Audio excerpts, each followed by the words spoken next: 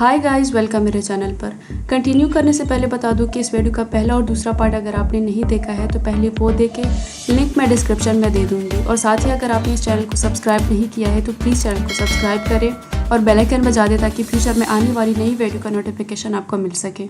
1960 से red planet की हमारी समझ बढ़ी है क्योंकि प्रॉप्स और लैंडर्स की एक रोबोट आर्मी एक बिल्कुल नए ढंग से यहाँ की सरफेस को एक्सप्लोर कर रही है। मार्स हर मामले में एक सुपर प्लैनेट है और ये रेड प्लैनेट होने या मार्शियंस की वजह से ऐसा नहीं है। असल में मार्स ही अकेला ऐसा प्लैनेट है जिस पर सिर्फ और सिर्फ रोबोट्स मौजूद हैं। हमने वहाँ कई टूल्स पहुँचाए हैं। इस वक्त वहाँ कार्स की साइज का nuclear powers, laser shootings, high devolve robots मौजूद हैं। रोबोट लाइफ की निशानियाँ तो ढूंढते ही हैं।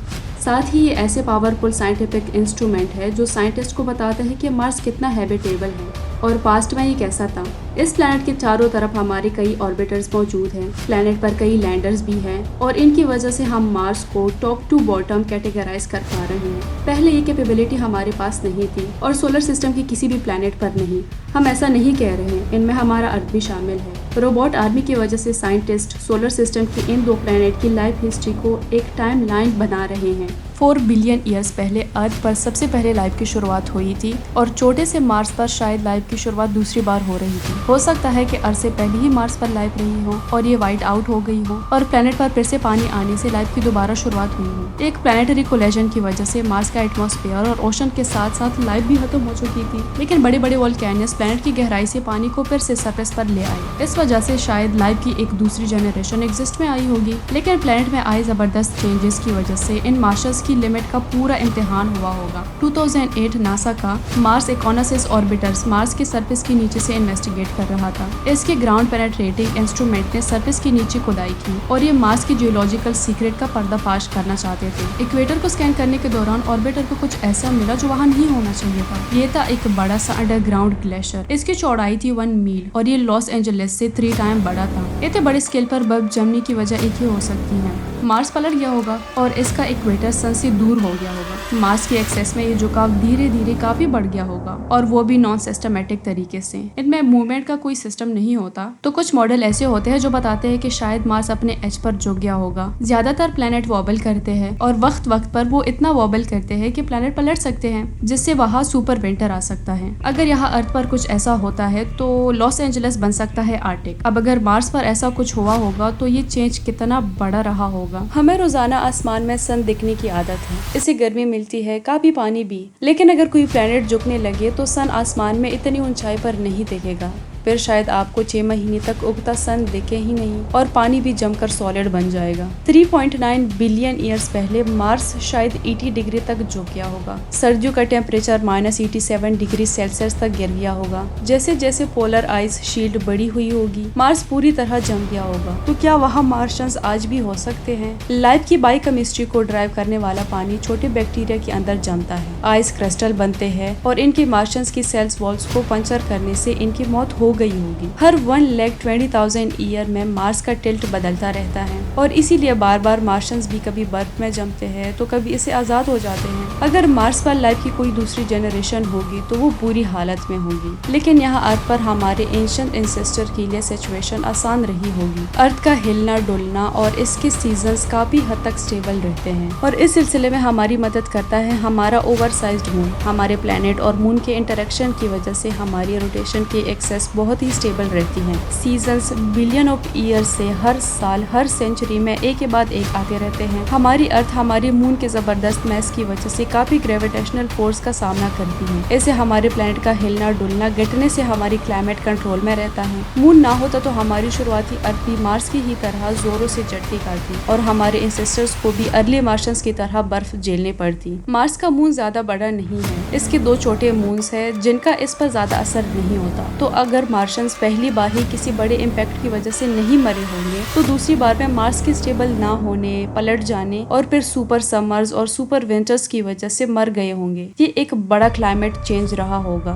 मार्स पर मौजूद जिन प्लूटल कंडीशन की वजह से वहाँ की लाइफ एक्सटेंड हुई होगी, इन्हीं की वजह से वो एडप्ट और इवॉल्व भी हुई होगी। हम ये जानते हैं क्योंकि अर्थ पर एक्सट्रीमोफाइल कहलाने वाले ऑर्गेनिज्म सबसे मुश्किल सिचुएशन में भी जिंदा रहने के लिए डल गए हैं। ये बेहद गर्म पानी वाले हाइड्रोथर्मल विंड से लेकर बेहद ठंडे ग्लेशियर्स आइस का भी सामना कर लेते हैं। शायद मार्शियन सुपर विंटर ने लाइफ की तीसरी जनरेशन को पैदा किया होगा। ये बग्स की एक ऐसी सुपर टफ आर्मी होगी जो क्लाइमेट के सबसे हार्शेस्ट चेंज को भी झेल जाती है। हमने अर्थ को देखा है कि लाइफ जिस भी जगह है उसी के हिसाब से ढल जाती है और इस एवोल्यूशन में टाइम लगता है। तो बदलते एनवायरनमेंट के साथ लाइफ भी चेंज हो जाती है। अगर अचानक चेंजेस आते हैं तो लाइफ फॉर्म इसके साथ बैलेंस नहीं बना पाती और बहुत स्पीशीज मारे जाते हैं और जो जिंदा बच जाते हैं वो कंटिन्यू करते हैं। 3.8 बिलियन ईयर्स पहले शायद मार्स की सरफेस पर लाइफ की तीसरी जनरेशन एग्जिस्टेंस में आई होगी। ये अपनी गिनी चुनी क्रेटेसिसर से इवॉल्व हुई होगी ताकि मार्स की सुपर विंटर्स को झेल सके। ये अब तक की सबसे टफेस्ट मार्शल्स लाइफ रही होगी, लेकिन जब सुपर विंटर खत्म हुए होंगे तो मार्स पर लाइफ से जुड़ी चैलेंजेस और मुश्किल हो गए होंगे। तब एक्सटिंक्ट लेवल का एक और इवेंट शुरू होने वाली होगी। तब मार्स का एटमॉस्फेयर ही खत्म हो गया होगा। तो क्या इस इवेंट से मार्शियंस का सफाया हो सकता है? जरा 3.8 बिलियन ईयर्स पहले वाले मार्स को इमेजिन कीजिए। तब ये एक वार्म एंड वेट वर्ल्ड रहा होगा और यहाँ सुपर टफ बैक्टीरियल लाइफ पलती फुलती होगी। लेकिन ये मार्शियंस प्लेनेट के पहले इनहेबिटेंट्स नहीं थे। मार्शियंस की तो पहली जनरेशन जबरदस्त बोरियलिस इम्पैक्ट की वजह से बाप बनकर उड़ गई होगी। शायद लाइफ की शुरुआत जीरो से फिर शुरू हुई होगी,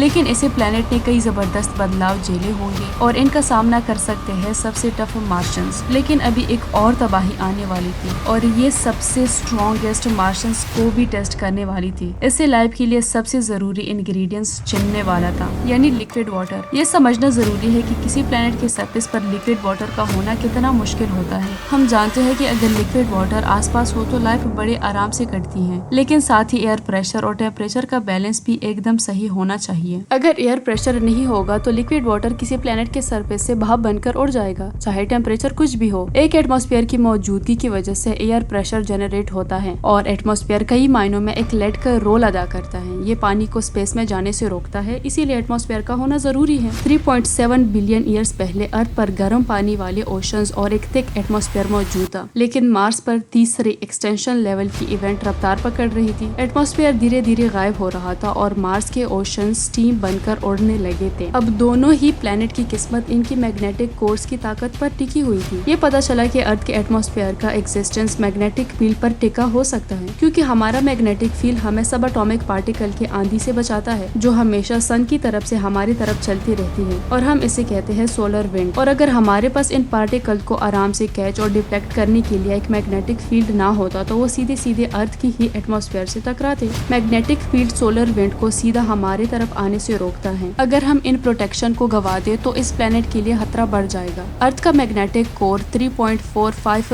बिलियन ईयर्स तक काफी स्ट्रॉन्ग बना रहा और बेहद गर्म पिघला हुआ आयरन प्लेनेट के अंदर किसी लावा लैंप की तरह बार बार उलटता पलटता रहा। घूमता हुआ आयरन बिजली पैदा करता है और इसे पैदा होने वाली एक मैग्नेटिक शील्ड हमारे एटमॉस्फेयर को सोलर विंड से बचाती है। 3.8 बिलियन ईयर्स पहले मार्स का एक पिघला हुआ कोर और एक मैग्नेटिक फील्ड था, लेकिन किसी वजह से ये शील्ड खत्म हो गई। क्या मार्स का छोटा सा पिघला हुआ कोर इतना ठंडा हो गया कि अनएक्टिव हो गया, या फिर किसी और चीज से मार्शियंस लाइफ की तीसरी एक्सटेंशन की शुरुआत हुई? एक नई और कंट्रोवर्शियल थ्योरी इसके लिए एंशिएंट बोरियलिस इम्पैक्ट को जिम्मेदार मानती है। इतने बड़े इम्पैक्ट की वजह से कई तरह के टेम्परेचर्स पर असर पड़ सकता है, अंदर वाले गर्म कोर से लेकर बाहर वाली ठंडे मेंटल तक। जिस इम्पैक्ट की वजह से मार्शियन लाइफ की पहली जनरेशन खत्म हुई, उसी की वजह से प्लेनेट ज्यादा गर्म भी हुआ और आउटर मेंटल का टेम्परेचर बढ़ गया। फिर प्लेनेट के अंदर वाले हिस्से का हीट घटने लगी और मेटल का घूमना भी धीरे धीरे रुक गया। अगर टेम्परेचर घटने लगता है तो इसके लिए इतना स्ट्रॉन्ग मैग्नेटिक फील्ड को ड्राइव करना भी मुश्किल हो जाता है। मिलियंस ऑफ ईयर्स के दौरान मार्स की मैग्नेटिक फील्ड ने काम करना बंद कर दिया। जैसे ही मार्स का मैग्नेटिक फील्ड नहीं रहा, इसके लिए अचानक सोलर विंड का खतरा बढ़ गया। सोलर विंड मार्शियंस एटमॉस्फेयर को खत्म करके उड़ सकती थी। 3.7 बिलियन ईयर्स पहले सुपर टफ मार्शियंस लाइफ को एक बड़ी आफत का सामना करना पड़ा। एटमॉस्फेयर धीरे धीरे स्पेस में गुम होता जा रहा था, प्रेशर पूरे प्लेनेट पर ही घट रहा था और मार्स का ज्यादातर पानी पहले ही उबल कर उड़ चुका था। पानी के बिना सर्वाइवल्स के चांसेस बहुत रिमोट थे,